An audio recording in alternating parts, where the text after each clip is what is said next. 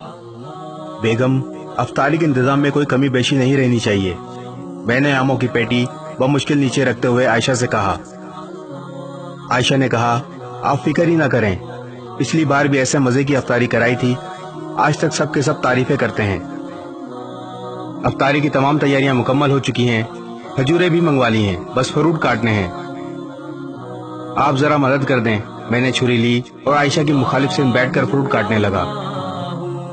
कुछ ही देर में अफ्तारी के तमाम इंतजाम मुकम्मल हो गए और सहन में सजे डाइनिंग पर लगा दी। दोस्तों और रिश्तेदारों की आमद का सिलसिला भी शुरू हो गया।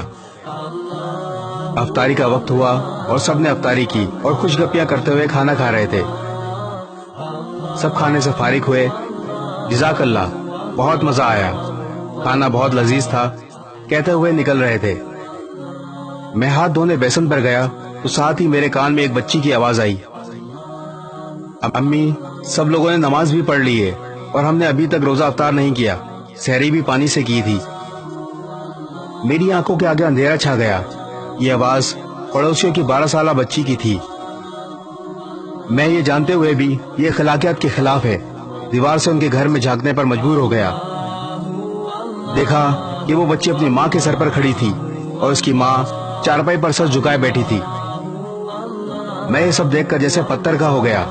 इसकी माँ ने सर उठाया तो नजर मुझ पर पड़ी। इसकी आंखें आंसुओं से भरी थीं। मुझ पे नजर पड़ते ही जबरदस्ती मुस्कुराई और चादर से आंसू पोंछते हुए कहने लगी, भाई कैसे हैं आप? ये लड़की बहुत जिद्दी है, अभी खाना खाया है और फिर जिद कर रही है।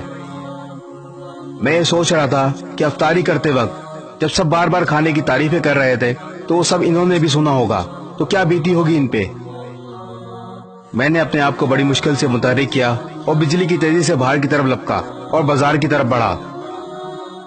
वहां से हर वो चीज जो मैंने अफ्तारी में खाई थी लेकर वापस आया। इस बच्ची की बातें और बेवा के आंसू मुझसे बर्दाश्त नहीं हो रहे थे। मैंने आधे घंटे का सफर 10 मिनट में तय किया और आकर दरवाजे पर दस्तक दी। बच्ची ने दरवाजा खोला, मुझ पे नजर पड़ते ही मुस्कुराई, आबदीदा आंखें खुशी से चमक उठी। वो बेवा खातून ये सब देखकर बिलक बिलक के रोने लगी, जैसे इंसान का जब्त टूटा हो। मैं भी अपने आंसू ना रोक पाया। मैंने सामान खोला, बच्चों के साथ बैठकर उनको खाना खिलाया। जब सब खाना खा चुके तो मैंने इनसे कहा, आप आराम करो। मैं वहां से चला और मार्केट से महीने भर का राशन लिया और दोबारा इनके घर आया। जब सामान रख चुका तो मैंने सोए हुए बच्चों की तरफ एक निगाह देखा तो जैसे सुकून आ गया। जब बाहर की तरफ चलने लगा तो खातून की आवाज आई, भाई अल्लाह आपको किसी का मोहताज ना करे। इसकी दुआ सुनकर मुझे लगा जैसे मैं दुनिया और आखिरत की दौलत पाली हो। मेरे पूरे जिस्म में एक सर्द लहर सी दौड़ गई। घर पहुंचकर सजदा शुक्र अदा किया और अल्लाह ताला से माफी मांगी।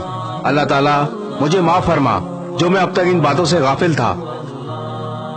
हम अपने खाते पीते घरानों के दोस्तों और रिश्तेदारों को खानों पर मदू करके समझते हैं कि बड़ा सवाब कमा लिया, लेकिन इस बारे में कभी नहीं सोचा क्या हमारी तरफ से मुस्तकीन तक इनका हक पहुंच रहा है।